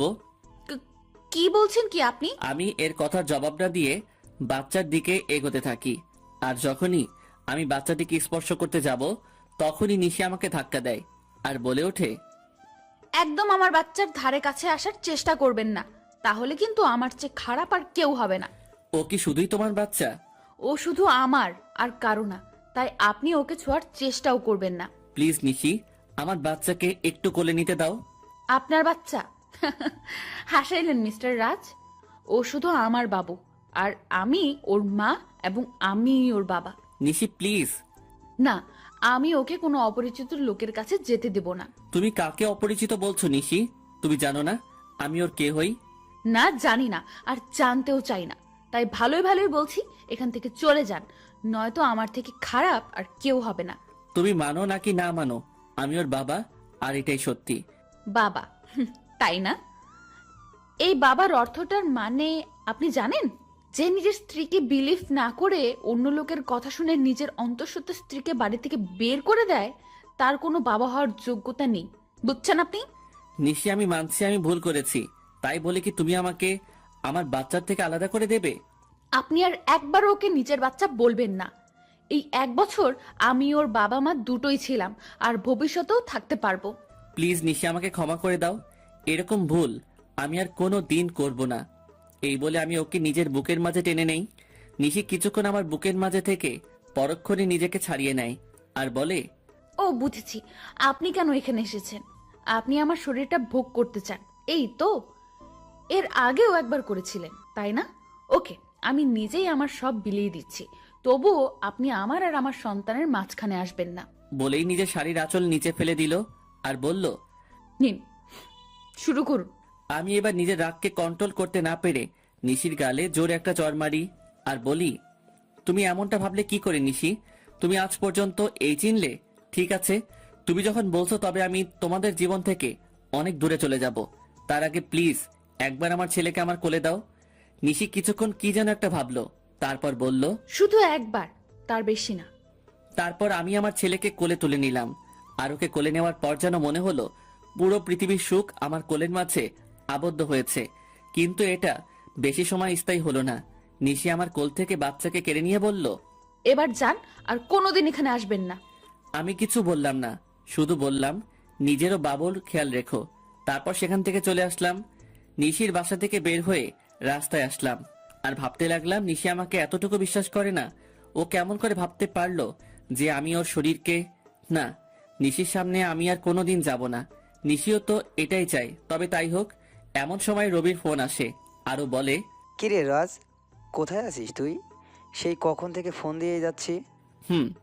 তুই আমার অফিসে এক্ষুনি আয়, আর সাথে করে একজন উকিলকেও নিয়ে আসিস। আমি না হয় আসবো, তবে উকিলকে কেন নিয়ে আসবো তাই তো বলবি। এত কথা না বলে তোকে যা বলছি তুই তাই কর। এই বলে আমি ফোন কেটে দেই আর নিজের অফিসে চলে আসি। কিছুক্ষণ পরে রবি আর উকিল আসে। তখন আমি বলি, উকিল সাহেব, আমি একটা উইল করতে চাই। বলুন, কিসের উইল করবেন? আমি এই কোম্পানির অর্ধেক আমার ছেলে আর বাকি অর্ধেক আমার স্ত্রীর নামে করে দিতে চাই, আর সেটা আজ রাতের মধ্যেই। কি বলছিস কি এসব? তোর মাথা ঠিক আছে তো? আমি ঠিক বলছি, আর আমার মাথাও ঠিক আছে। যেহেতু আমার আব্বুর আলাদা কোম্পানি আছে, তাই কোনো প্রবলেম নাই। ওকে, আপনি যখন বলছেন তখন তাই হোক। তারপর উকিল সাহেব সকল ফর্মালিটি পূরণ করে দেয়, আর আমি ম্যানেজারকে ফোন করে বলে দেই যে নিশি এখন থেকে এই কোম্পানির মালিক। তারপর আমি রবিকে বলি, রবি আমার জন্য যত তাড়াতাড়ি পারিস একটা লন্ডনের ফ্লাইটের টিকিট বুক করে দে, আর সেটা আজ রাতের মধ্যে হলেই ভালো হয়। মানে তুই লন্ডনের টিকিট কি করবি? আমি এই দেশে আর থাকবো না, তাই লন্ডনে যাব। কিন্তু কোনো কিন্তু নয়। আর হ্যাঁ, কেউ যেন জানতে না পারে আমি কোথায় আছি। তুই কাউকে বলবি না, এটা আমার কসম। ঠিক আছে। তারপর রবি একটা টিকিটের ব্যবস্থা করে দেয়, আর আমাকে এয়ারপোর্টে থুতেও যায়, আর বলে ওখানে পৌঁছে আমাকে ফোন দিবি, আর আমার সাথে যোগাযোগ বন্ধ করবি না কিন্তু। করব। কিছুক্ষণ পরে আমার ফ্লাইট, তাই আমি প্লেনে গিয়ে বসি, আর প্লেনও টেক অফ করে। যেহেতু আমি লন্ডন থেকে লেখাপড়া শেষ করেছি, তাই এখানে আমার অনেক ফ্রেন্ডই আছে। তাই আমি সেখানে পৌঁছে আমার এক ফ্রেন্ডকে কল দেই, আর সে আমাকে এয়ারপোর্ট থেকে পিক করে নিয়ে যায়। আমার ফ্রেন্ডের লন্ডনে একটা কোম্পানি আছে, তাই সে আমাকে সেখানে কাজ দেয়। আমি লন্ডনে এসেছি 2 দিন হলো। এর মধ্যে শুধু রবির সাথে কথা হয়েছে। অন্যদিকে নিশি প্রায় 2 দিন হলো অফিসে যায় না, আর সে একদিন বিকেলে তার ছেলেকে নিয়ে বাইরে ঘুরতে বের হয়, আর তখনই তার মিমের সাথে দেখা হয়। আর মিম নিশিকে দেখা মাত্র জড়িয়ে ধরে আর কান্না শুরু করে দেয়। এভাবে কিছুক্ষণ দুজন কান্না করতে থাকে। তারপর মিম নিশির কোলে বাবু দেখে বলে, এটাই বুঝি আমার পুস্কু? রে, দেখতে তো একেবারে ওর বাবার মতো হয়েছে। প্লিজ মিম, ওর নামটা আর বলবি না। কেন রে? তুই কিছুই জানিস না ও আমার সাথে কি করেছে। আমি সব জানি, রাজ ভাই আমাকে সব বলেছে। তারপর মিম নিশিকে সব সেদিনকার কথা সব খুলে বলে, আর কথাগুলো শুনে নিশিও কান্না শুরু করে দেয়, আর বলে, আমি কিভাবে পারলাম ওর সাথে খারাপ ব্যবহার করতে? তাহলে কি সেদিন ও এই কথাই বলতে এসেছিল? তুই কি বলছিস? আমি কিছুই বুঝতে পারছি না। কাইন্ডলি একটু পরিষ্কার করে বলবি যে কার সাথে খারাপ ব্যবহার করেছিস? বলছি। তারপর নিশি সেদিন ঘটে যাওয়া ওর আর রাজের সকল ঘটনাগুলো বলে। সব কথা শোনার পরে মিম বলে, যা হওয়ার হয়ে গেছে, তুই কালকে গিয়েই রাজ ভাইয়ার কাছে মাপ চাইবি। ও কি আমায় মাফ করবে? অবশ্যই করবে। আর এখন বাড়িতে যা, কাল দেখা হচ্ছে। তারপর নিশি ও তার ছেলে বাড়িতে চলে আসে। বাড়িতে আসার পর থেকেই নিশি অনেকটা খুশি, যার মূল কারণ ভালোবাসার মানুষকে ফিরে পাওয়া। নিশি ভাবতে শুরু করে দিয়েছে কালকে কি হবে, কিন্তু নিশি হয়তো এটা জানে না যে কালকে তার জন্য কি অপেক্ষা করছে। পরের দিন সকালে নিশি একদম রাজের পছন্দ মতো সাজে। নীল শাড়ি, নীল চুড়ি, হালকা মেকআপ, কিন্তু ঠোঁটে কোনো প্রকার লিপস্টিক দেয়নি, কারণ রাজ লিপস্টিক দেওয়া পছন্দ করে না। সাজগোজ শেষে নিশি নিজেকে নিজে দেখেই লজ্জা পায়, কারণ আজ প্রায় 1 বছর পরে ও এরকমভাবে সাজলো। কিছুক্ষণ নিজেকে আয়নায় দেখার পরে নিশি অফিসের উদ্দেশ্যে রওনা দেয়। অফিসে পৌঁছে নিশি অবাক হয়ে যায়, কারণ সবাই নিশিকে সালাম দিচ্ছে, কিন্তু এসব নিয়ে নিশির কোনো মাথা ব্যথা নেই। সে শুধু তার প্রিয় মানুষটির অপেক্ষা করতে লাগলো। নিশি অফিসে এসেছে প্রায় ঘন্টাখানেক হলো, কিন্তু এখনও রাজ আসে নাই। তাই এবার নিশির বেশ চিন্তা হচ্ছে। তাই সে ম্যানেজারের কাছে যায় আর বলে, আচ্ছা, এখনো রাজ অফিসে আসে নাই কেন? রাজ স্যার তো গত 3 দিন ধরে অফিসে আসছে না ম্যাম।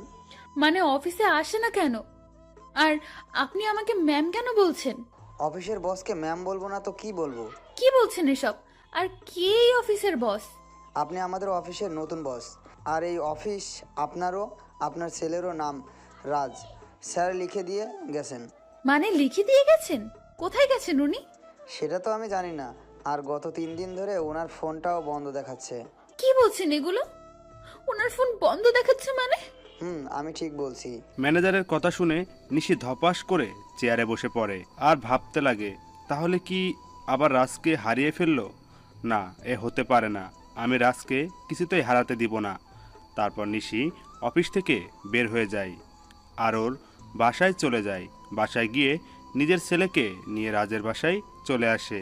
আর যেহেতু রাজের মা জানে যে নিশি আর রাজের একটা ছেলে আছে, তাই তিনি নিশিকে দেখা মাত্র কাছে টেনে নেয় আর বলে, কোথায় ছিলে মা? এতদিন আমাদের কথা কি একবারও মনে পড়েনি? মনে তো অনেক পড়েছে, কিন্তু আসার অধিকারটা ছিল না।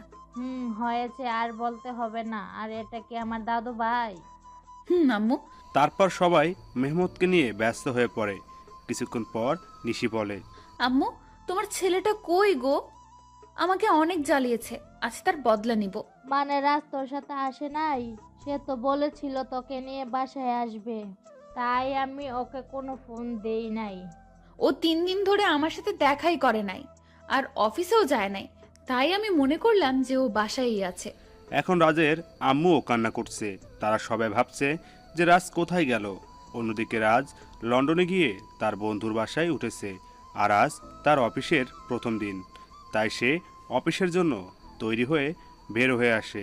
তারপর রাজ আর ইব্রাহিম, রাজের বন্ধু, অফিসের উদ্দেশ্যে রওনা দেয়।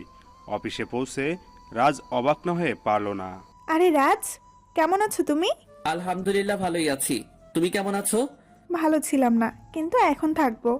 মানে তুমি কি বললে বুঝতে পারলাম না। আমি বললাম যে আমিও ভালো আছি। তা আঙ্কেল আন্টি কেমন আছে? তারাও ভালোই আছে, যদিও আমি জানি না যে তারা কেমন আছে। তা কি মনে করে তোমাদের কোম্পানি ছেড়ে এখানে জয়েন করলে? এমনি গো, তেমন কিছু না। ওকে রাজ, তোমার সাথে পরে কথা হবে। এখন একটা মিটিং আছে, তাই যেতে হবে। বাই।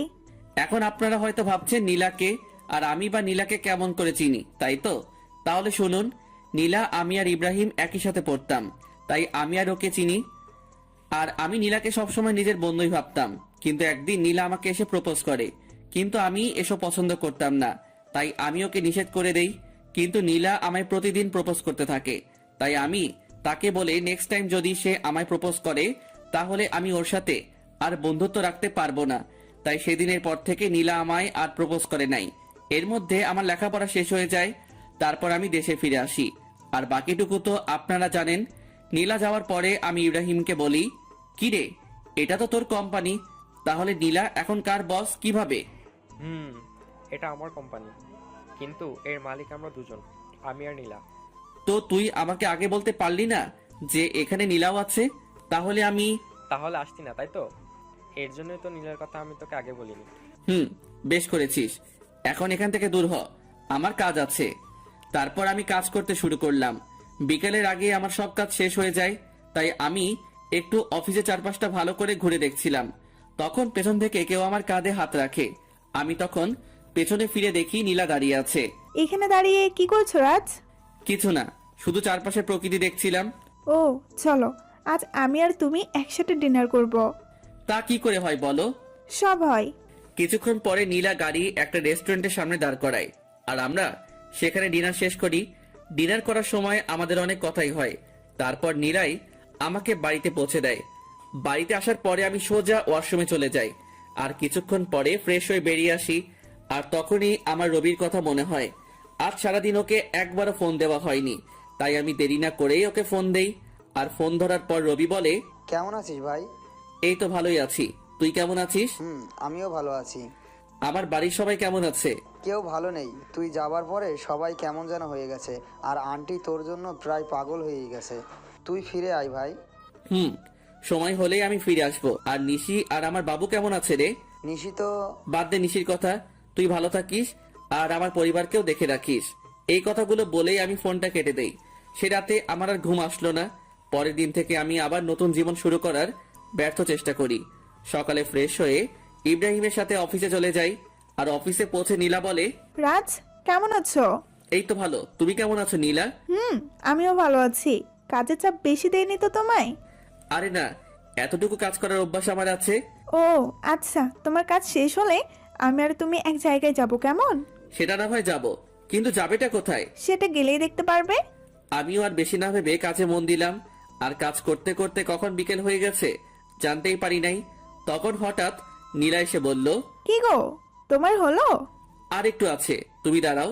আমি আর দাঁড়াতে পারছি না, তুমি আমার সাথে চলো, আমি এই কাজটা অন্য কাউকে দিচ্ছি। বলে নীলা আমার কাজটা একজনকে দিয়ে আমাকে জোর করে বাইরে নিয়ে আসে। আমাকে বাইরে নিয়ে আসার পর নীলা বলে, তুমি গাড়িতে বসো, আমি আসছি। তারপর নীলা আমার অফিসের মধ্যে চলে যায়, আর আমি গাড়িতে উঠে বসি। কিছুক্ষণ পরে নীলা বের হয়ে আসে আর গাড়িতে উঠে গাড়ি ড্রাইভ করে। কিছুক্ষণ ড্রাইভ করার পরে আমরা একটা বড় বাড়ির সামনে এসে দাঁড়াই, আর নীলা বলে, রাজ চলো, এটা আমায় কোথায় নিয়ে এলে? ভেতরে গেলেই দেখতে পারবে। তারপর আমি নীলার পিছু পিছু ভেতরে যাই, আর ভেতরে গিয়ে আমি অবাক হয়ে যাই, কারণ ভেতরে নীলার বাবা বসা ছিল। তার মানে এটা নীলাদের বাড়ি। তখন আমি বললাম, কেমন আছেন আঙ্কেল? ভালো বাবা, তুমি কেমন আছো? জি আঙ্কেল, আমিও ভালো আছি। তারপর আরো অনেক কথা বললাম, আর খাওয়া দাওয়াও ওখানেই করলাম। নীলা রাতে আমাকে ইব্রাহিমের বাসায় থুয়ে যায়, তাই আমিও ফ্রেশ হয়ে ঘুমিয়ে পড়ি। এভাবে 5টা বছর পার হয়ে যায়, আর এই 5 বছরে নিশির জন্য আমার ভালোবাসায় এতটুকু কমে নাই, বরং বেড়েছে। তো প্রতিদিনের মতো আজ অফিসে গেলাম, আর অফিসে পৌঁছানোর পর নীলা আমার কাছে এসে বলল, শোনো রাজ, আমরা আগামীকাল বাংলাদেশে যাব, সেখানে একটা মিটিং আছে, আর আমার সাথে তুমিও যাবে। তাই তোমার যা যা প্রয়োজনীয় তুমি আজ বাসায় গিয়ে প্যাকিং করে নাও, আর কাল সকালে আমাদের ফ্লাইট। ওকে ঠিক আছে। কেন জানি আমি ওকে মানা করতে পারলাম না, হয়তো অনেকদিন পর দেশে ফিরবো, এর জন্যই। সেদিনকার মতো অফিস করে বাসায় চলে আসলাম। তারপর আমি আমার কিছু জিনিস প্যাকিং করে রাখলাম। পরের দিন সকালেই আমি আর নীলা বাংলাদেশে চলে আসলাম, আর আমি ওখানকার যে কোম্পানির সাথে মিটিং হবে সেখানে গেলাম।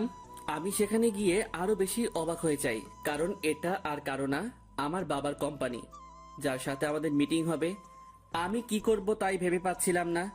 একবার মনে করলাম যে মিটিংটা অ্যাটেন্ড করব না, কিন্তু পরক্ষণে কি যেন হলো। আমি মিটিং প্লেসে চলে গেলাম। সেখানে গিয়ে আমি দেখি আমার বাবা একটা চেয়ারে বসা আছে, আর তার চেহারাটা কেমন যেন শুকিয়ে গেছে। তো আমি সেখানে গিয়ে সবার সাথে মত বিনিময় করলাম। আর আমি যখনই বাবার কাছে গেলাম, তখন বাবা আমাকে দেখা মাত্র জড়িয়ে ধরলো আর বলল, কোথায় ছিলি বাবা এতদিন? আমাদের কথা কি তোর একটুকু মনে পড়ে নাই? বাবা, অনেক মনে পড়েছে, কিন্তু আমি যে অপারগ ছিলাম। এখন আমার সাথে তুই বাসায় যাবি, তোকে দেখলে তোর আম্মু অনেক খুশি হবে। আব্বু, আমি যাব। তার আগে এই মিটিংটা শেষ করে নেই। সত্যি বলছিস তো? সত্যি। এতক্ষণ সবাই আমাদের দিকে তাকিয়েছিল আর বোঝার চেষ্টা করছিল যে কি হচ্ছে এগুলো। এমনি নীলাও অবাক হয়ে গিয়েছে, কারণ সেও আমার বাবাকে চিনে না। তাই সে আমার কাছে এসে বলল, তুমি বিজনেসম্যান নাজমুল সাহেবের ছেলে? তুমি এত বড় বিজনেসম্যানের ছেলে হয়ে আমাদের কোম্পানিতে একজন সাধারণ স্টাফ হয়ে কাজ কেন করছিলে? এর একটা কারণ আছে যেটা তুমি জানো না। কি কারণ আছে রাজ? মিটিং শেষ হোক, তারপর না হয় বলি। ওকে ঠিক আছে। নীলার অবাক হওয়ায় স্বাভাবিক, কারণ এই 5 বছরে আমি নীলাকে একবারের জন্য আমার আসল পরিচয়টা বলি নাই। যদিও সে জানতো আমাদের একটা কোম্পানি আছে। তারপর আমরা মিটিং শেষ করে বাহির হইলাম, আর তখনই আমার চোখ গেল একটা বাচ্চার উপর। বয়স আর কত হবে, 5-6 বছর হয়তো, কিন্তু ওকে দেখে মনে হচ্ছে কতদিনের না চেনা।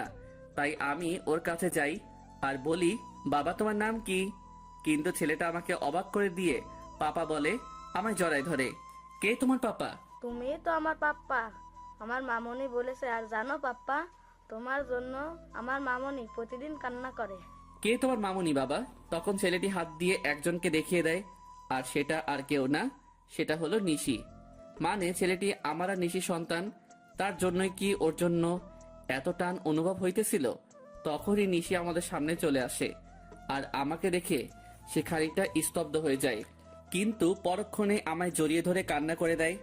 কিন্তু তখন হঠাৎ নীলা কোথায় থেকে যেন চলে আসে, আর নিশিকে আমার বুকে দেখে ও নিশিকে তুলে ওর গালে 2টো চড় বসায় দেয় আর বলে, আই মেয়ে, তোমার লজ্জা করে না অন্যের স্বামীকে জড়ায় ধরতে?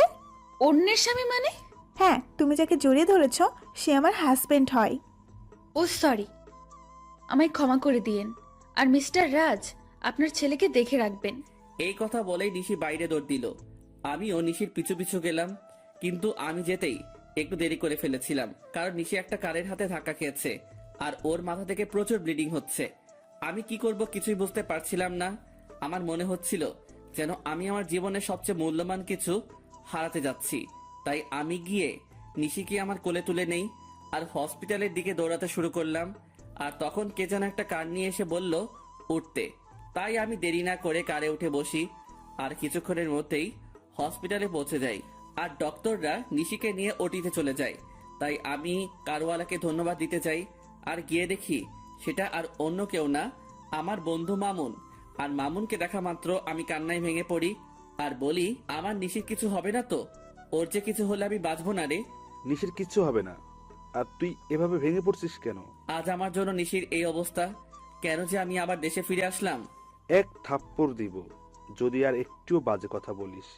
আর নিশির কিছু হবে না, আর তুই এখানে শান্ত হয়ে বস।